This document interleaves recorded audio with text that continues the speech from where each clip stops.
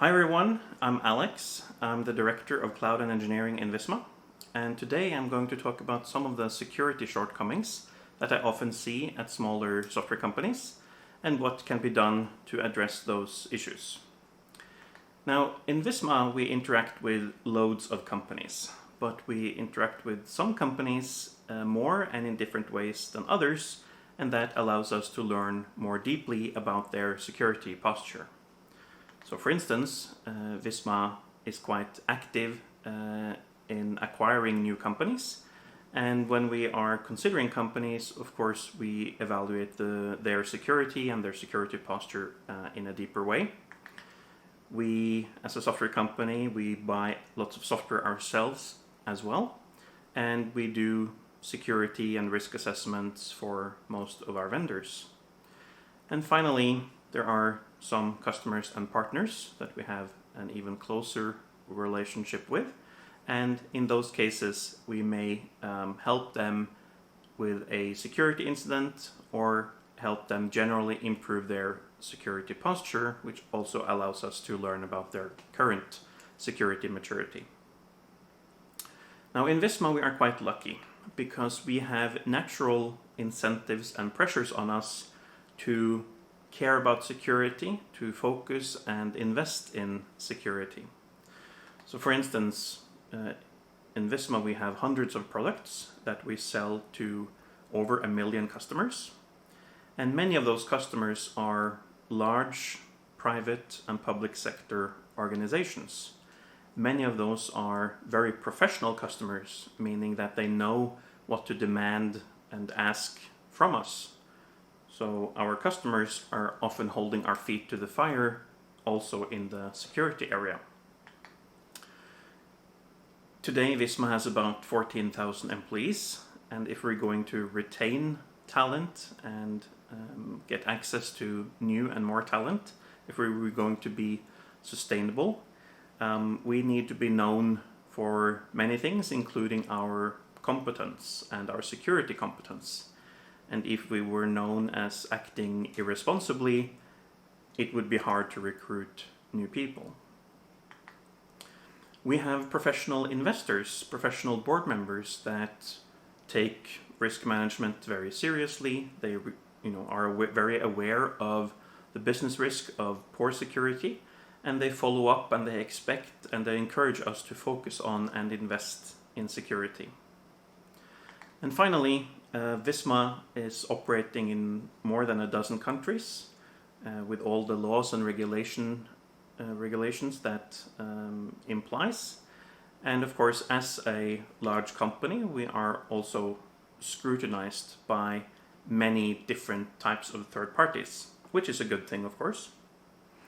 And all of these pressures and incentives combined help us to do what, of course, we also want to do, which is to focus on security, to make sure that we build secure services, that we process our customers' data in a secure way. But many companies, especially smaller ones, do not necessarily have those pressures and incentives to help them with this focus. And I think that for smaller companies that fit into this danger zone, we often see that security is not the focus. So for those companies that have less than 30 employees and less than 5 million euros in revenue per year, they might not have any of the incentives and pressures that we just looked at. Some of them might not even think of themselves as a software or technology company. So I think this is at least partly the explanation for why I often see smaller software companies with quite serious security problems. And I think that's very unnecessary because it doesn't take that much to fix this problem. It doesn't take much to be above average, especially among small software companies. And it's actually not that expensive to raise the security level significantly. Another good thing, if you are a developer in a small company like this, is that as one person you can have quite a big impact on the security of the company, on the security of your customers' data. So I'm going to go through the 5 most common security shortcomings that I see at small software companies. That doesn't mean that it is true for all small software companies. No. There are certainly many small and large software companies that are doing a good job on security. And there are also large companies who are doing a good job and large companies who are doing a poor job. But this is the pattern that I have seen over the last several years. So the first issue that we're going to talk about is unclear responsibility. Now, if you ask a small software company in this danger zone, who is responsible for security? Sometimes you will get a confused look before they get some thinking time, and after some seconds they realize, of course, that this is a question that deserves a good answer, and they usually land on one of 3 very common answers. So one possible answer is that security is everyone's responsibility in the company. And of course, to some extent this is true. It's a good answer because we want everyone in a company to have some security awareness. But it really depends on whether you can follow up this answer with concrete examples of what kind of mechanisms are used to distribute that responsibility. What kind of processes and activities is actually happening throughout the company. And very often they don't have that answer because security is not a focus currently. Similarly, another typical answer is that, well, our CEO is of course responsible for security. The CEO is responsible for everything. And yes, a CEO is accountable for everything inside a company, but unless you're 2 or 3 or 4 people, this does not really scale. So again, if you can talk about how the CEO is involved in security activities and make sure that security is a proportionally correct focus in the company, then it can be a good answer. But often there's no follow-up, and it's because security is not the focus. Now the third common answer, and maybe the scariest one, is actually security is handled by our vendor. And what they usually mean in this case is a hosting vendor or an infrastructure vendor. They might point to that their vendor has a ISO 27001 certificate, which is a good thing, but I think most of us realize that this is wholly insufficient. It's a good thing that a professional company is handling parts of the security of the production environment for this software company, let's say. Certainly a good thing. But what about everything else? The hosting company is not going to make sure that you are developing secure products. They may only think about the production environment. The hosting company is probably not going to make sure that employees in your company are not clicking links in emails and getting, falling for phishing attacks, for instance. They're not going to think about the security of the workstations of the employees, right? So an insufficient answer as well. Now, what I think that we are hoping for when we ask this question is, on the one hand, to see that the overall responsibility for security is placed in one place, so that one person is overall responsible for making sure that security is considered throughout the organization and it's a part of kind of daily business activities.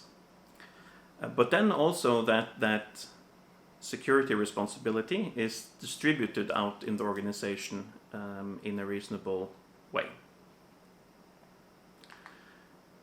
The second most common issue is a lack of security competence. So some small software companies will actively recruit for security competence and make sure that they have that in their organization. But many do not.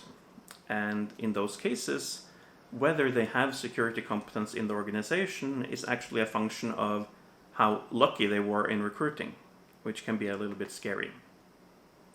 So my suggestion for addressing this issue is first to do a competency mapping if you have not done so already. Document what kind of primary skills and secondary skills you have in the management team, in the development team or teams, and see how often does security pop up. If security is not present or you find it insufficient, well, then you know what to look for in your future recruitment. But now that you have security competence in the organization, then the next question is, well, how do you encourage, how do you support, how do you further develop that security competence? Because of course things are changing fast, and it looks like many companies, especially smaller ones, are relying on developers and other professionals to stay up to date and develop their competence on their own. And many people will do that, but it would be much better if the company also actively encouraged and supported this. So, one example, if you don't have anything already, is to organize these brown bag sessions. So this is where all the people in the company or everyone in one department or team gather around for maybe during a common lunch meeting or a dedicated meeting, and someone is responsible for presenting on a security topic. So you set aside 30 or 60 minutes and you have one person that have prepared talk about one particular security threat. Maybe they show a news article that can show the impact and the harm that can be done to businesses or people because of a security vulnerability. They can then also talk about how those threats often are exploited, how then it can be mitigated. And if you do that once a week, twice a month, once a month, over time it's going to have a big impact on the competence on security in the organization. Now, if you want to take a bit of a larger step, you can organize some hands-on sessions as well. Maybe set aside half a day or a full day and allow people to get their hands dirty, where you prepare, you set up a vulnerable application of some kind. Maybe you present a little bit in the beginning of the day, and then you allow people to try to hack a vulnerable system. This is, of course, a very fun thing to do, very engaging, and the likelihood of retaining the information and having it have impact later is, of course, much bigger. So in Visma, we use OWASP Security Shepherd for this one example of a vulnerable application. And we also use Secure Code Warrior for a different type of competence development for developers. There are loads of tools like this out there. Now, the third most common problem is lack of threat awareness. So you might ask a company, well, what security threats are most relevant to you and your company? And some will have a good answer, but often that's not something that they have thought about. So what's the solution here? Well, I think the first thing, especially if you're starting from scratch, is to learn about what kind of threats are out there. And you can start with the experience in your company. Have you had any security incidents, or have you been afraid of any particular threats? That's one place to start. You can also talk to similar companies. Maybe there's an industry association that you can be part of or raise this issue, or maybe they are already communicating some advice around cybersecurity that you can take advantage of. Another possible source is to go to national or international cybersecurity authorities. They will often give useful advice as well.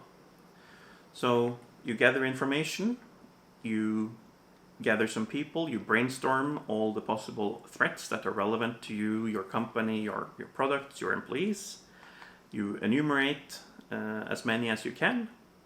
And then, of course, because we all have limited budgets, we all have limited time, we cannot protect 100% against everything. We need to prioritize. So if you're starting from zero, maybe the first goal is just to get a top 3 or top 5 threats. And then, of course, the next step is to figure out how do you protect against these threats. And that brings us well, here's an example actually of the Cybersecurity Authority in the European Union. So there's a bunch of news articles on different types of security threats and how they can be mitigated. And I also included this one, which is a yearly report from the Norwegian National Security Authorities on the digital threat landscape for both the public and private sector. So in this year's report, they talk about supply chain attacks, they talk about brute force attacks, reuse of passwords, many other threats, and they give advice on how to protect against them. So if you have a workshop in your company, maybe you get a prioritized list like this. You want to protect against phishing, you want to protect against malware and ransomware, you want to protect against vulnerable and outdated components, you want to protect against cross-site scripting, and you want to protect against insecure direct object references. But then we get to the next common problem, which is that even if you are aware of the threats, in some cases we see companies that either haven't decided on how to mitigate against those threats, or that it's not really communicated and people are not really aligned on that strategy, how to mitigate the threat. So phishing, for instance, maybe you know it's a threat, but there's no action on protecting against it. Or for cross-site scripting, most people know that it's an issue. Developers try to be careful around it, but maybe no one has explicitly said that we're going to use our programming framework in this particular way, and that's going to protect us in most cases. Maybe they haven't decided that this is always going to be a part of our code review to have this in mind. So then it's more about making people aware and communicating the plan to protect against it. So do some research, and your list might look something like this. You raise awareness, you keep software updated, you don't give people more access than what they need. For components, software components, you make sure that they are always up to date as much as possible. And code review is another important mitigation tactic in this example. Then we are getting to the last common security problem at smaller software companies. Lack of security testing. If you have everything else in place, but you don't do security testing, it is very likely that you have critical security vulnerabilities in your software. So I'm going to go through 4 pieces of advice, 4 techniques that you can use if you don't have anything in place already.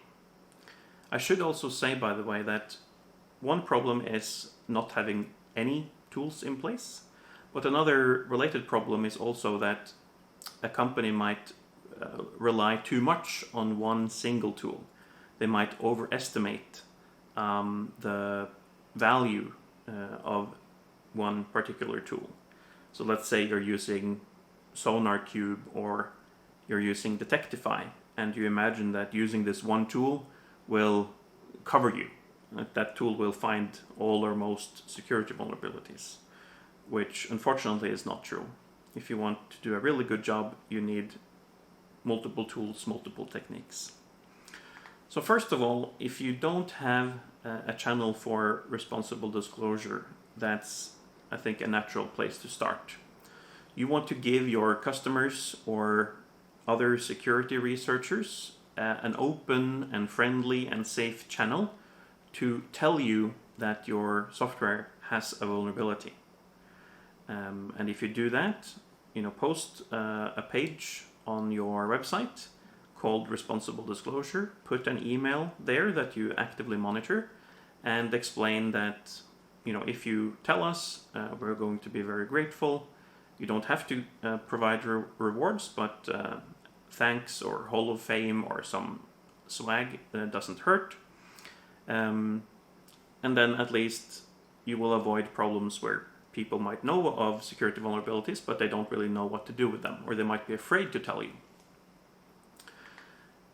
Another thing that is very good to have in place, and if you don't, this is also a good place to start, is to use tools that will scan the code that you are developing. Static application security testing. Good advice is to build this into your build pipeline so that these tests are run frequently, and then you are able to detect possible security vulnerabilities very early in the development process and not after it's in production and in the hands of customers and users. Then we also have web scanning tools. This is able to find security vulnerabilities in a different way, not looking at the code, but scanning a running web application. So this could be a test environment or a production environment. And if you are not scanning your web application, certainly someone else have already done it. So it's a good thing to scan it yourself so that you can address issues as quickly as possible.